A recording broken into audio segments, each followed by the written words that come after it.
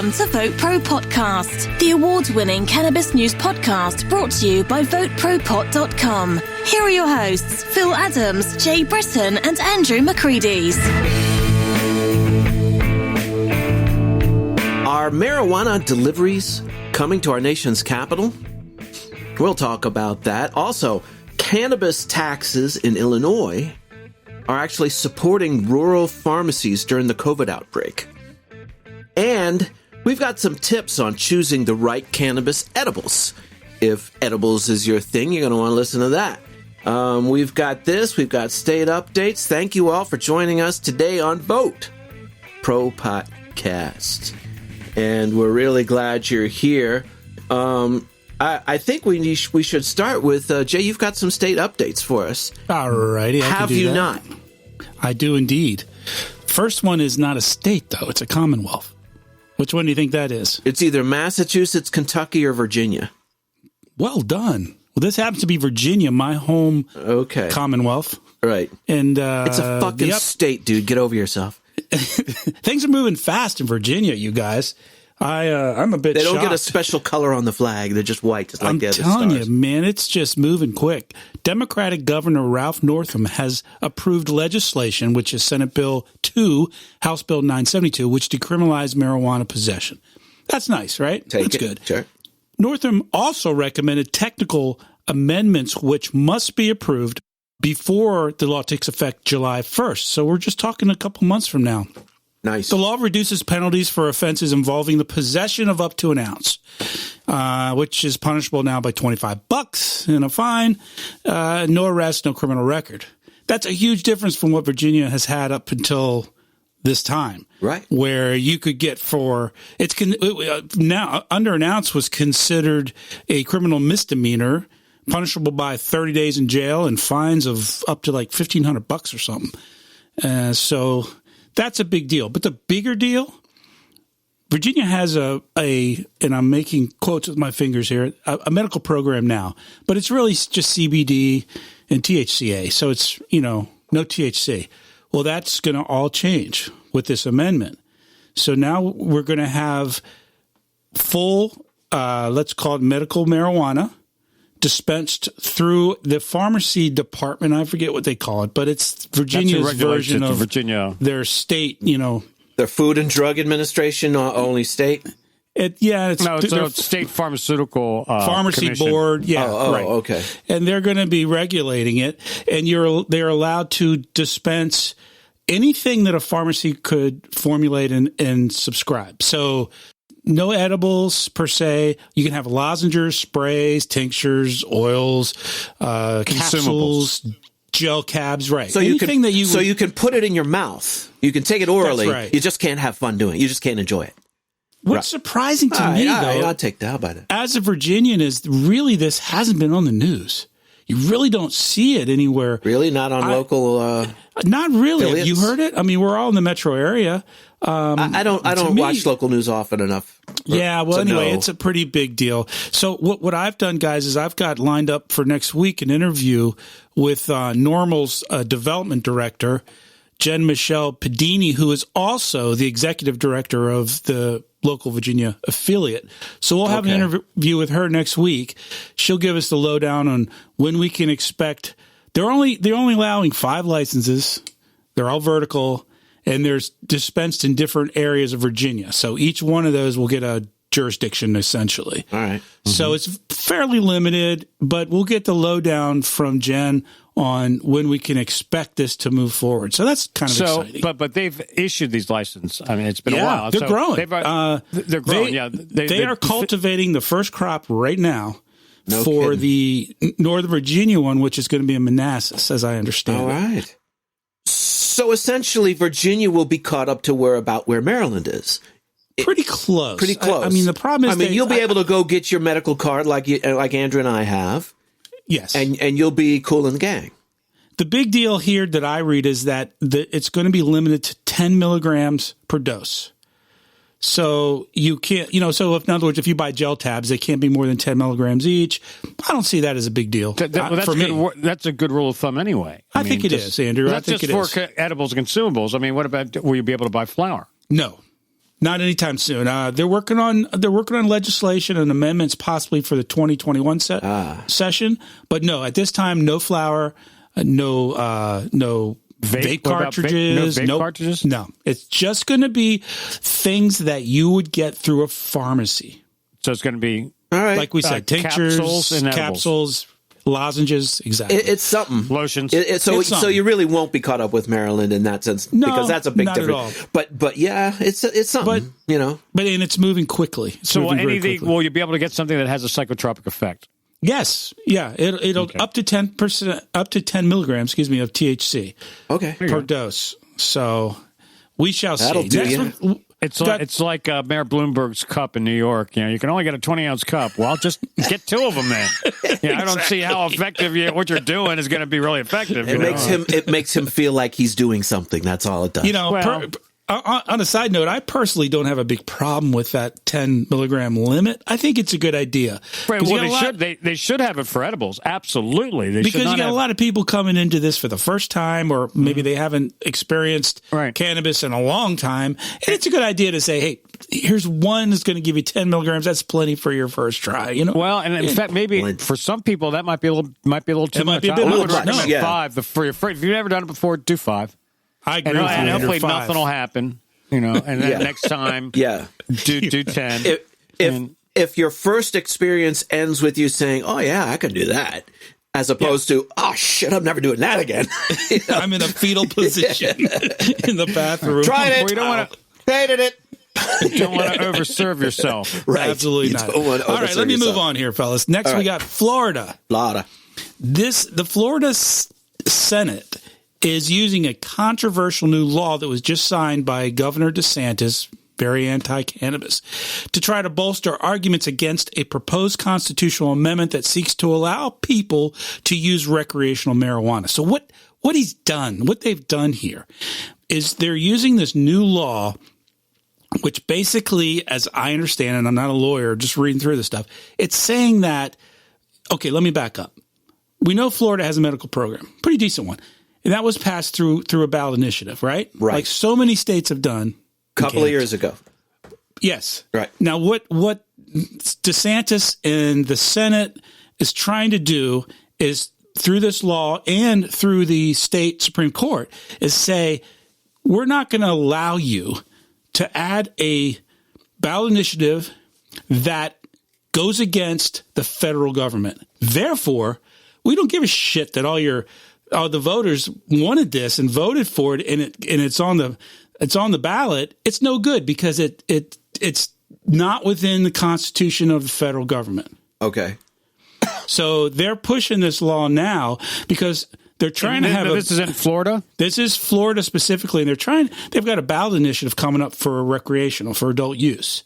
Okay. So they're using this and going to the Supreme Court saying, yes, this may pass, but don't let it because it doesn't meet the federal guidelines, the federal requirements. So if you're in Florida, man, you need to make some noise. Yes, you do. They went to their state Supreme Court or the Supreme Court? State Supreme Court. But you do. You need to go. You need to contact your Governor DeSantis. You got to contact, the State House and get involved. And I think what is slowly happening is that people are bowing to the logic of this. And the logic is that you're not going to stop anyone from consuming cannabis by making it illegal. Right. Well, yeah. You're just walling yourself off from the benefits of making it legal. You're enabling the black market. Exactly. All you're basically doing is you're just taking tax dollars out of the coffers. That's all you're doing. And giving it to the black market. And also, you increased public health. You've increased the risk to public Opponents, health. which include the Senate, the House, the Attorney General, and Florida's Chamber of Commerce, have filed briefs at the Supreme Court that primarily attack the amendment because of the potential conflict with federal drug laws. So that's what it boils down to. Part of the argument also is that federal laws generally trump state laws under the U.S. Constitution, the Supremacy Clause. So it's the same old argument. Yep. All right, I'm going to move on to Missouri here. An effort to get a proposal to legalize recreational marijuana in Missouri in this coming November ballot has collapsed due to the coronavirus outbreak. A group called Missourians for a New Approach, a committee announced Wednesday that it, quote, simply cannot succeed in gathering sufficient signatures, unquote, amid restrictions that closed businesses and forced people to stay home. The group had faced a deadline of May 3rd to collect 170,000 signatures, and they were well on their way. I mean, there was not going to be an issue. But how can you collect signatures if you can't? If you can't move can you around? do it online? Good question, Andrew. You're on it here. We had hoped, this is a quote from the group, we had hoped that it might be possible to persuade the state of Missouri to allow online signature gathering under this extraordinary set of circumstances that we find ourselves in. Once again, Andrew the activist is ahead of the curve. Yes, on top of it. The right question. But the state officials said no go, and that the group said it's not going to happen. So anyway, It's dead this year. We'll have to see what happens. Well, hang in there. What's the name of the group again? Let's see. You would ask me that. Missouri. Nobody. I don't know anyone who says Missouri. You see these I do, old, actually. Really? Are they from Missouri? Yes, they are, and they say Missouri. Because the only people I've ever known from Missouri, I'll say Missouri. Would they be a Missourian? Missourian, right. It's the Missourians for a New Approach. Okay. All right. Well, hang in there, guys. The fact that they got denied this year is going to make next year even easier to collect signatures. It's going to go probably true, Andrew. They'll get more, and the momentum is going to be even greater than they would have gotten this year. And it's unfortunate they have to wait. But, you can't blame anyone for this coronavirus. You really can't. No. And their opposition just took advantage of it. It's like, wait, you want me to do you a favor? No. See, I'm against it. I'm not going to do you a favor. I'm against it. Right. Why would I give you a favor? Right. Well, and you can't blame them for giving it a shot. For fighting for their state. You can't blame either side for giving it their shot. You got to do it. Well, I can blame one side for being assholes, but the other side I can't blame them for being ignorant. Never mind. Well, That's it for state. I've been at home too long. I think I need to get out. Me too, Andrew. You're getting a little pissed off. I'm going out on Monday. I'm really looking forward to it. I'm going to the dispensary. I'm going to take a forklift and just get as much as I can, bring it home, and back a truck up, meat. Right, really. Because I'm down. I'm at super high risk. I just had a online doctor's appointment. My doctor's telling me, like, man, don't you even go out. And I had some heart issues. I had heart surgery, and I'm at super high risk apparently. All right, well, so I'm just gonna chill the fuck out. Send us your thoughts at VoteProPot.com/contact or send us an email at podcast@VoteProPot.com, and please give us a 5-star rating on Apple Podcasts. Tell your friends about us and be sure to like, follow and share us on social media. Just go to Facebook, Instagram, LinkedIn and Twitter and do a search for Vote Pro Pot. Speaking of coronavirus and cannabis, during this pandemic, it's probably a good idea if you are a cannabis user, especially if you're a former smoker, you probably should sort of cut back on your smoking marijuana. You should maybe try to switch to edibles. So if you decide to go to edibles and you've never really done it before, I have some ideas for you. Give you some advice for the new people to the edible virgins out there. Now, first off, I would recommend definitely buying it from a reputable dispensary.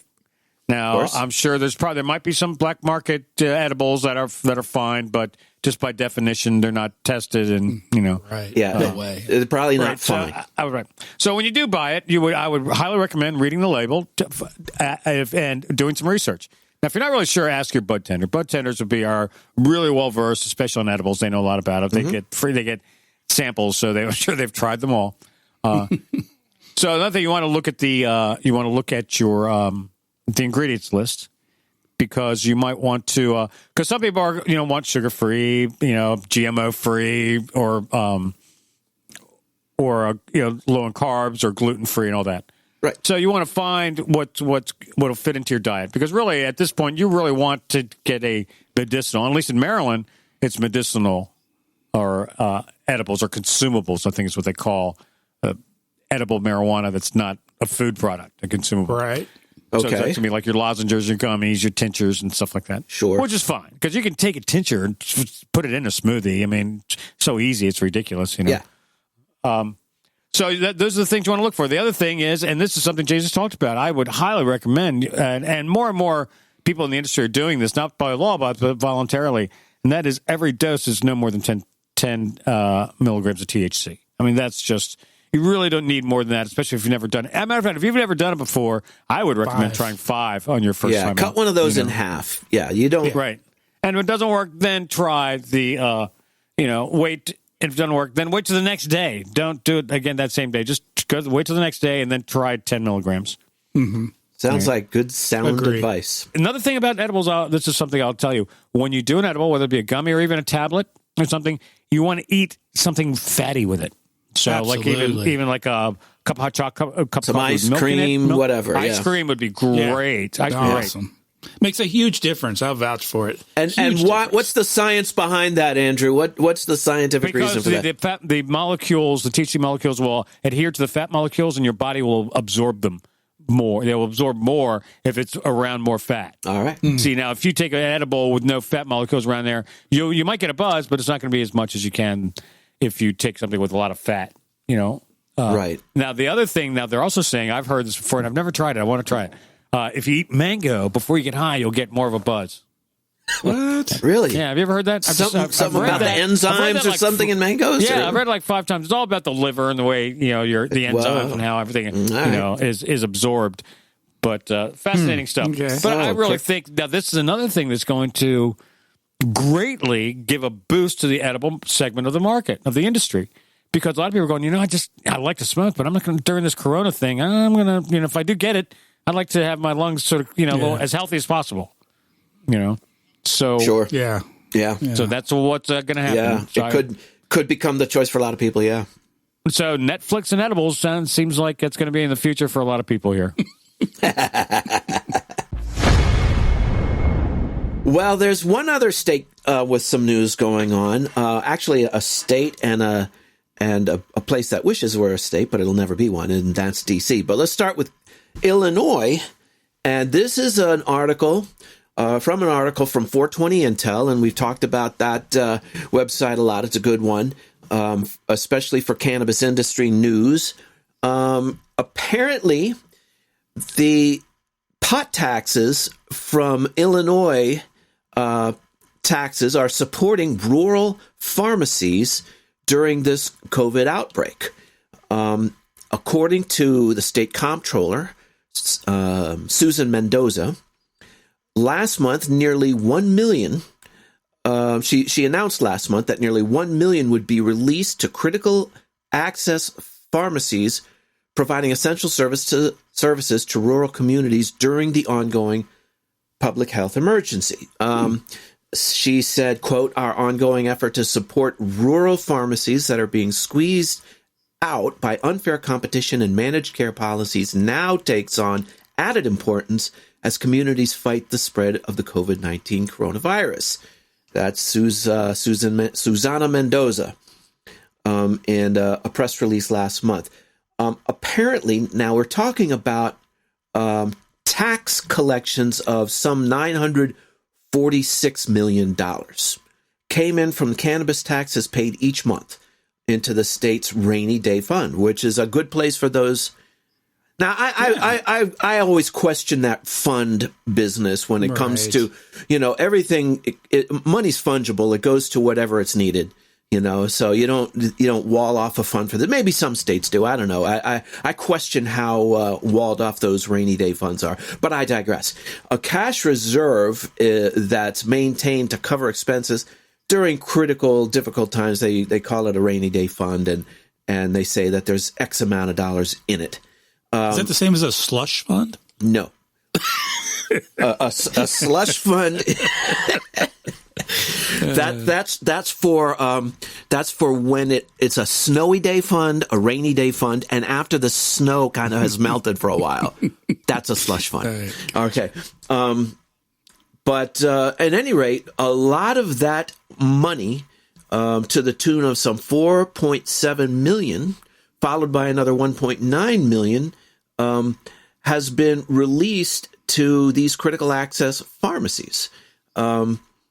Locally owned pharmacies, often the only ones available for miles in any direction, in these rural areas of states like Illinois. They're vital. Dispensing cannabis? They're dispensing cannabis? They are. No, the cannabis, the receipts from the cannabis. Now, they may or may not be. I don't know. But the connection is that the receipts from cannabis taxes are supporting the pharmacies themselves. So, does that lower the drug prices for what do they do with it? Well, there are critical shortages of some medical supplies, and pharmacies they're not necessarily expecting shortages of medication, but there are shortfalls in managing their expenses. Like any other business, they're often pushed to the brink by and are not able to serve their because they want to make sure they can stay open and right. So it's just supporting the pharmacies themselves, and like it says, some of these are out in the rural areas in farmland where there isn't much else. And if one of those were to go down, it would affect people for a wide radius. Sure. So it's, your pot tax dollars at work, ladies and gentlemen. Hallelujah. That is if you live in Illinois. Okay, now we're recording this on April 18th. Now it will be coming out probably sometime this week, hopefully. Tuesday. Right? Every Tuesday. On the 21st. Now, the 21st was the day that I was going to be landing in Las Vegas to go to the National Cannabis Expo, the big one, the granddaddy, the grandma of all shows. And but that got canceled because of coronavirus. And so did everything. Yes, it did. So did not only all of these conferences and expos, but all those 420 celebrations got canceled. So this is basically going to be the worst 420 ever. It will. As far as celebrating. Absolutely. And normally 420 was like Black Friday for dispensaries. I mean, it was the number, their highest day, their highest sales were on 420 because they would offer great selections and big deals. And they had bands playing and they're giving out food and they had, specials. Giving out T-shirts and shit, And it had a lot going on. It's fun, a little festive atmosphere. What were we scheduled to do? We were going to go to the DC 420 Festival, right, Andrew? Yeah, we were supposed to do a live. We were going to be at the National Cannabis Festival in Washington, D.C., which was a week-long event. We're going to participate in some of the events, which happened. Some of the events happened on Capitol Hill in D.C. Right, that's right. But on 420, the base was going to be at RFK Stadium. And it was going to be a huge expo, and we were going to do a live podcast. We were going to be able to interview all kinds of great people. We had some people lined up. We were going to do. It was going to be so. I think we probably would have appeared on some other people's podcasts. And shows. That was really looking forward to that. Then it got postponed till September. So we'll see. I think a lot of people are postponing things. I've heard about people when this first happened, they postponed their wedding, and now they're coming back going, we reset a date in May. We're going to have to cancel that one too now. Imagine that, man. Yeah. You spend all that money on a venue and band and everything. Right. Yeah. And then RSVP comes back and no one's coming. First world problems. Now, did you hear, Andrew, about... in San Francisco, they were going to have an online 420. Well, that's the other thing. A lot of, not only San Francisco, but a lot of people are doing these online events. They're taking them online. There's going to be live bands. There's going to be comedians. There's going to be all kinds of cool interactions. Now, the mayor of San Francisco, speaking of San Francisco, he put a statement out that said, because San Francisco has a big 420 celebration. It's sort of, San Francisco is the capital of weed for a long time. So absolutely. He put a statement out that said, "Man, everything's canceled. Don't come to San Francisco. Do not come. Show We're up. going to fine you. We'll ticket you. We'll send you home, or we will arrest people if you start behaving badly." That's right. Guys, let's just take one for the team and realize we're going to have to do it again next year. It's the safe. Everyone, we're making sacrifices not only on 420 but across the board. We just have to accept and it's like you say, Andrew, no one's to blame for any of this. This is a natural disaster. Just chill out. Nothing we can do about it. Yep. Well, yeah. I'm sure it could have been handled better. I'm sure retrospectively we'll be able to look at it and go, we should have done this, should have done this. And let's wait till we get to the point where we can look at this as a historical event before we start pointing fingers. Because there's going to be more finger pointing going on than the Hindu god Vishnu and Dunkin' Donuts. That's right. It was a Dennis Miller joke. So, guys, I'm going to resurrect a story that we covered ad nauseum at the end of the year last year. That's the vaping thing, the vaping illness thing. Ugh. I know. I was sick of covering it. We did it, September, October, November. It was like the number one story. That's every show. all we talked about. This is short, but this is interesting, and I think it's something that we all kind of alluded to back in the day when we were covering this, and that is a study that came out last week in the Journal of American Medical Association, the big one. Basically what it said is, to no surprise to any of us, incidences of vaping-related lung illness, which, by the way, now has a name. It's called EVALI. That I hadn't heard of. EVALI. EVALI, which stands for e-cigarette or vaping product use-associated lung injury. So leave it to the medical profession. Right. It's an acronym, so it works. Yeah, it's an acronym. Okay. How many days did it take him to come up with that? Oh, geez. They probably had a committee of 50 to figure out. So incidences, the cutaway of this is that, obviously, incidences of vaping-related lung illnesses are primarily concentrated in jurisdictions where adult use cannabis consumption is prohibited. Huge shocker, right? No. Duh, that's what we were saying the whole time. Kidding. Right. So they've backed it up with data. Johnny, tell them what they've won for that. According to the U.S. Centers of Disease Control and Prevention, nearly 3,000 people have sought hospitalization because of the illness, which peaked last September, and nearly 70 people died as a result of it. In November, the CDC publicly identified vitamin E acetate, a dilution agent sometimes present in counterfeit, unregulated vape pen products, as a primary culprit for the outbreak. Writing on Monday in the journal JAMA, researchers affiliated with the Indiana University reported that last year's sudden outbreak of this lung disease cases was not driven by either state-level differences or prevalence in e-cigarette use. Rather, they reported that cases were concentrated in states where consumers do not have legal access to recreational marijuana dispensaries. There it is. I think that sums it up. There it is. But, that's not a reason to make marijuana illegal. It's a reason to make marijuana legal. Bingo. Correct. Period. Well, good reporting, Jay. I mean, it's the kind of thing we've forgotten about. The vaping incident is kind of like the Chandra Levy of 2020. Yeah. Remember Chandra Levy in 2001? Yeah. That's all you heard about day and night up until September 10th of 2001. After that, she disappeared from the news. Yep. Funny how that happened. And now we got COVID. Nobody's talking about vaping anymore. But the data's still out there, and so all of our we don't like to say "I told you so," but we told you so. Well, an interesting thing happened during that whole vape incident, and basically what they're saying, it came from tainted cannabis cartridges from the black market, and the government's response was, "We're going after flavored." Nicotine vape pens, which had absolutely nothing to do. Nothing. Zero. They were never related to any or tied to any case, any illness. But he went after that, and now it's like they put all these companies that or limited their product line because you can't have any flavor now. The bigger question there, Andrew, is did they know that? In other words, did they know that the flavors and so forth had nothing to do with it? Of course they did. Now of course they just use that as an excuse to go after So this is another example of exactly why government-run healthcare cannot work, because they're making political decisions. They're not making scientific medical decisions. That decision to ban the flavors was purely political. It had nothing to do with the facts on the ground. It had nothing to do with public health. It was a political decision.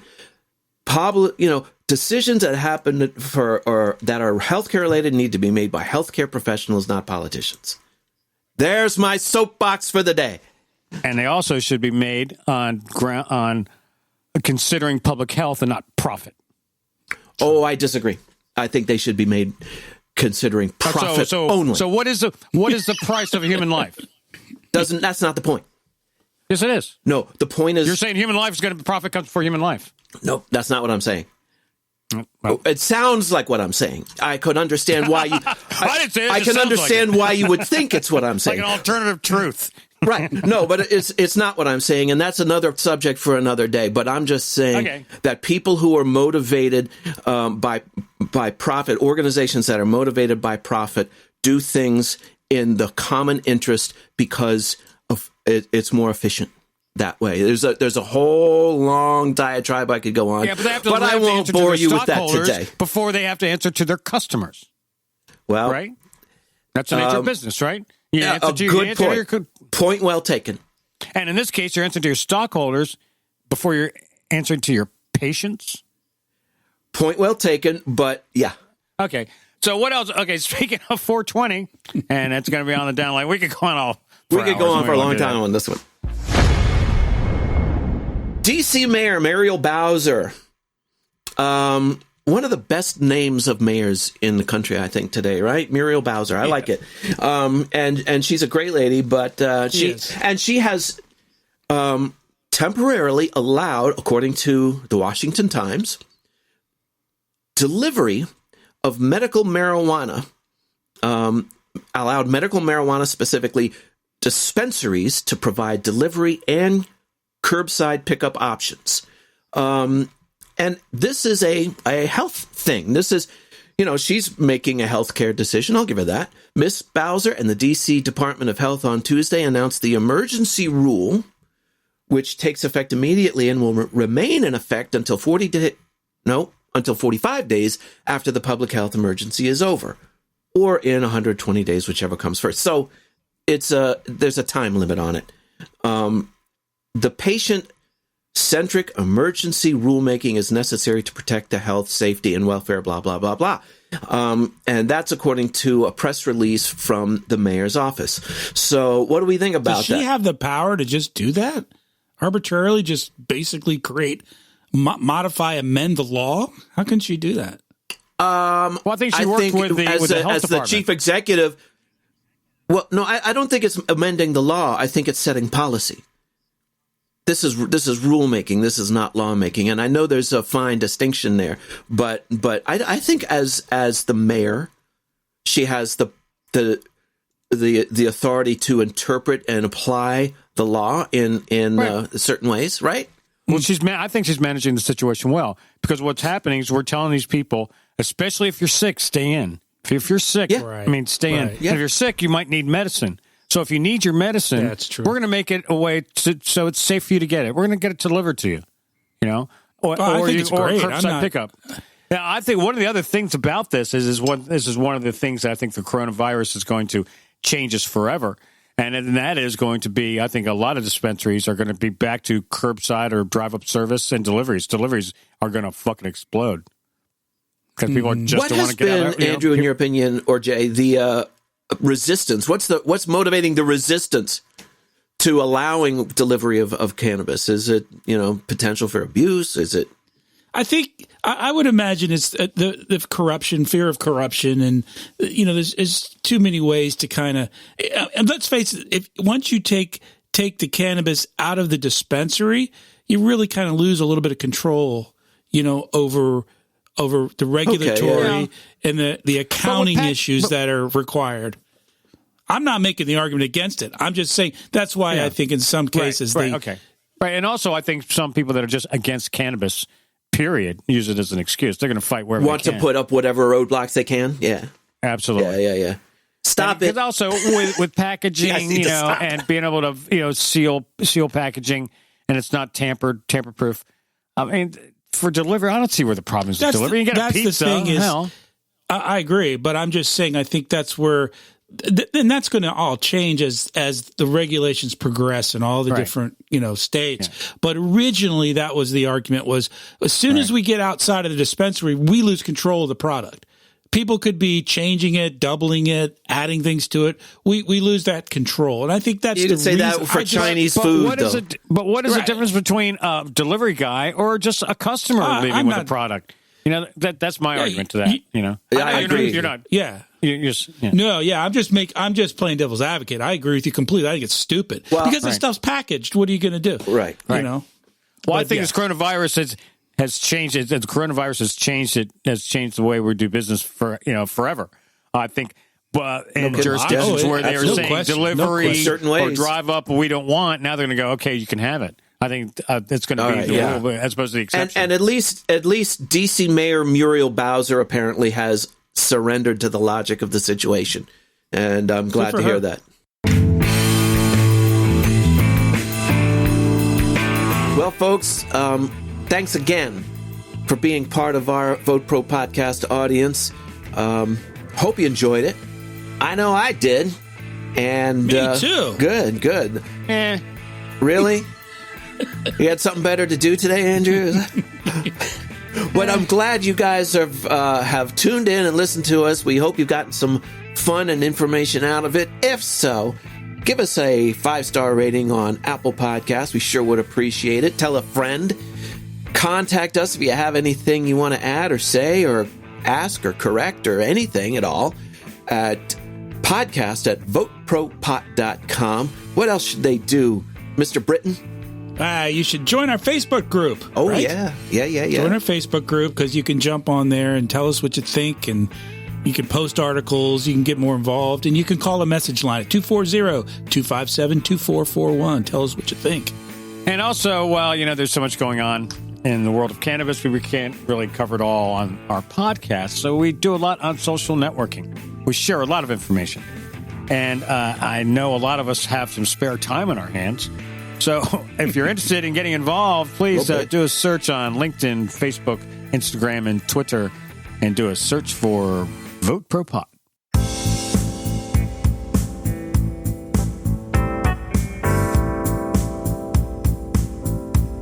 A man sits in a prison cell, has been sitting there 10 years. The judge, he brought the gavel down. The jury shed no tears. He can't support his family, his children do without. He's been inside so long now, he don't remember being out. What's he in for anyway, with the murderers and pimps? Cops caught him with a joint one day, he's been in there ever since. Oh, how long must this go on?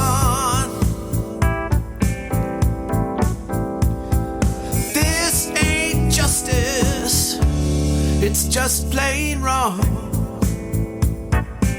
Oh, it's just plain wrong.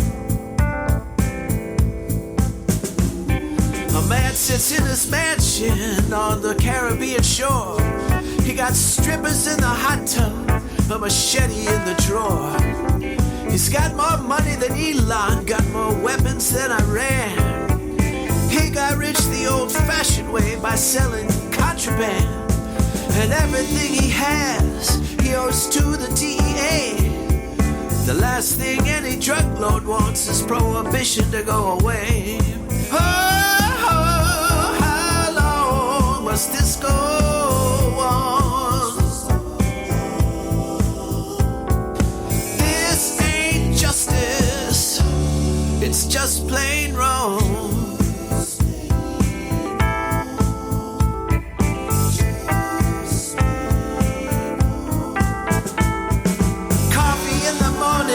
Glass of wine with a meal, valerian root at bedtime, or some tea with chamomile. Sugar on your cereal, a fine hand-rolled cigars. Things no one thinks twice about, they just are what they are. Pep up with some ginseng, relax with a beer. Pop a couple Xanax and let them melt away your fears. Lots of stuff that's legal makes you feel a certain way, but smoke a little sativa and they'll haul your ass away to stay.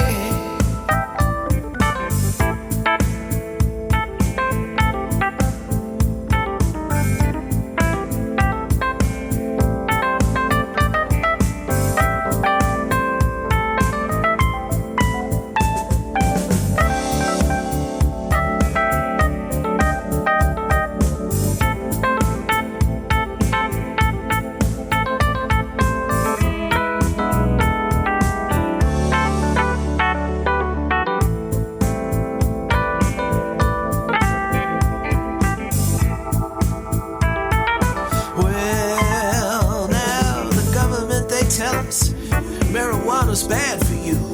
It'll fry your brain like eggs in a pan. It's what evil people do. So that gives us the right, they say, to ban its use and sale. So don't you let us catch you, son, or you might end up in jail. Just remember, America, when we lock you in your cells, that we're doing this for your own good, to save you from yourselves. Oh, how long must this go on? This ain't justice, well, it's just plain wrong. Oh, I said, this ain't justice, but it's just plain wrong.